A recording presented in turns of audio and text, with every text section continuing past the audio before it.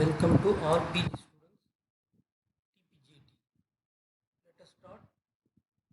See the lesson of hardware software co-design. Now presentation goals. Introduce the fundamentals of hardware and software co-design. So benefits of the co-design approach over current design process. How co-design concepts are being introduced into design methodologies in future. What the benefits, how industry and research groups are attempting. What is co-design?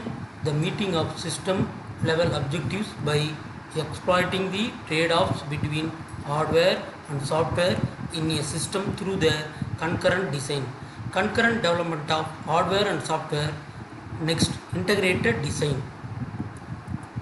The importance of co-design improves the design quality, design cycle time and design cost, reduces the integration and test time, supports growing complexity of embedded systems, takes advantage of advances in tools and technologies.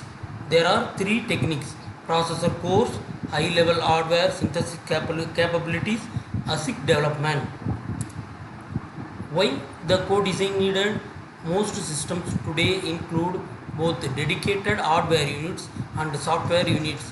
Programmable processes being used in systems solve dependability issues of systems with trade-off and interplay, reduce the time to market frame. What is co-design problem? Specification of the system. Second one, hardware or software partitioning. Third one, scheduling. Fourth one, modeling the hardware and software system during the design process.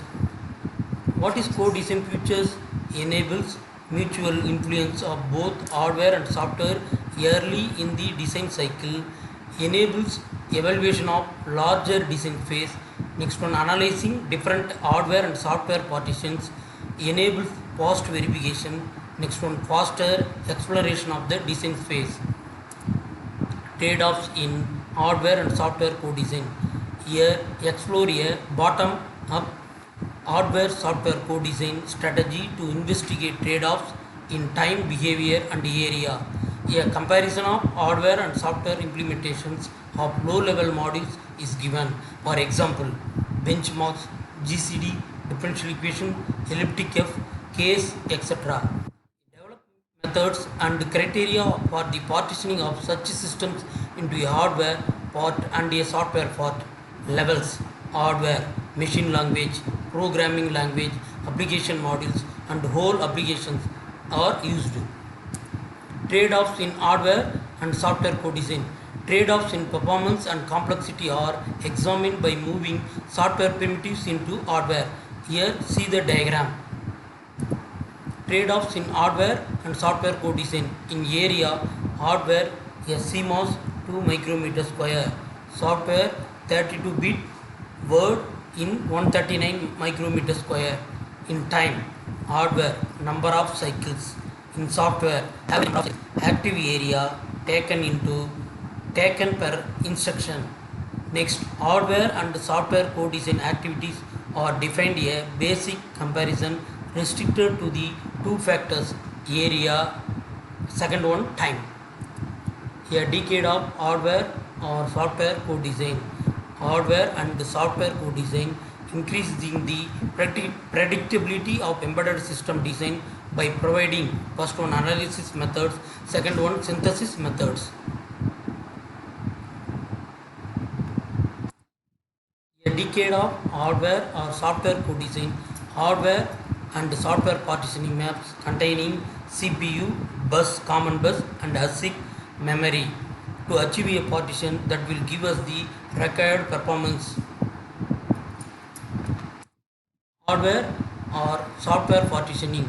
In first, we see the definition: the process of deciding for each subsystem whether the required functionality is more advantageously implemented in hardware or software. Second one, we see the goal: to achieve a partition that will give us the required performance within the overall system requirements, that is in size, in weight, in power, in cost, etc.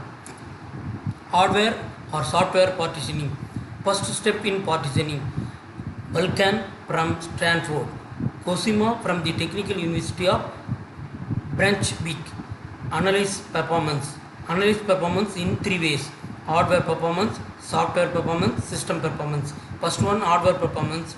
Use higher level synthesis techniques to estimate the longest path through the logic. Second one, in software performance, worst case execution time. Third one, in system performance, CPU ASIC system. A decade of hardware and software co-design, moving into the mainstream. Practical design tasks, reconfigurable computing FPGAs. The platform field programmable gate array seems to be the chip for which co-synthesis was created. The chip's internal architecture is exactly what hardware or software partitioning targets. In FPGA requires identifying an application that maps well onto it. Interfaces to the system bus must be built. Next one, what language is best for describing the input to hardware and software partitioning algorithm? The system on chip SoC. A decade of hardware software co-design. SoC design is IP, intellectual property oriented, so designers can use CPUs, pre-designed special purpose logic, and even FPGA fabrics as components. In platform based design, a platform is a pre-designed architecture that designers can use to build systems for a given range of applications. IP block is reusable unit of logic, cell, or chip layout design. A decade of hardware or software co-design. Open problems. Still working to define and redefine computational models for jointly describing hardware and software systems. Next one, continues to evaluate algorithms for design space exploration. Third one, memory systems continue to be the system subject of research.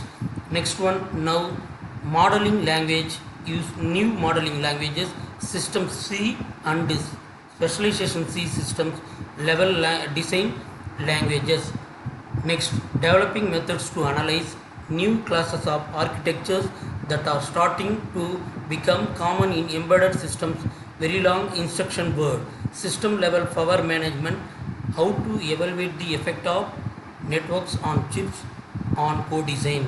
Expand to include systems built of many SoCs in VLSI. Hardware and software co-design, the past, the present, and predicting the future. This paper reviews the past, present, and future prospects for hardware and software co-design, which is used extensively in embedded electronic system products for automobiles, industrial design, automation, avionics, mobile devices, home appliances, and other products. Hardware and software co-design investigates the concurrent design of hardware and software components of complex electronic systems. First, optimize and or satisfy design constraints such as cost, performance, and power of the final product.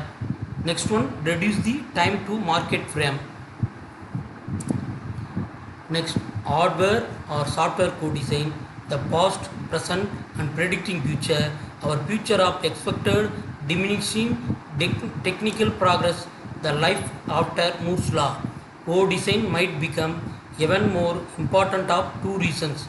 Sale number of successful new technical products by first one, tools to design better quality and more reliable systems. Second one, more design time on a careful analysis and exploration of design options. The major purposes and intentions of hardware and software co-design. Coordination, the work together on all parts of a system. Concurrency,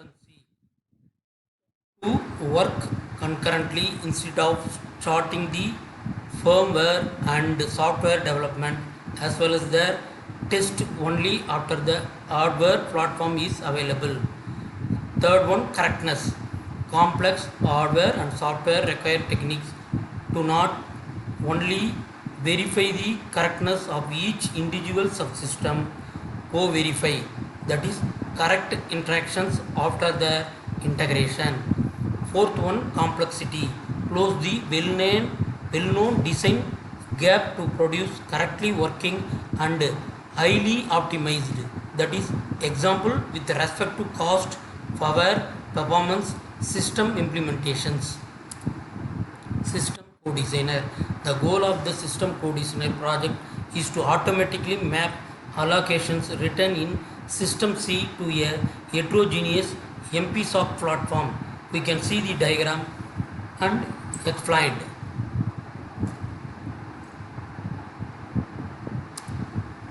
Hardware software co-design method. The SOC hardware architecture may be represented as processing nodes or components which interact through a network. We see the diagram, the schematic architecture of a MP system on chip. A node to be formed of three layers: application layer, hardware software dependence, and hardware abstraction layer.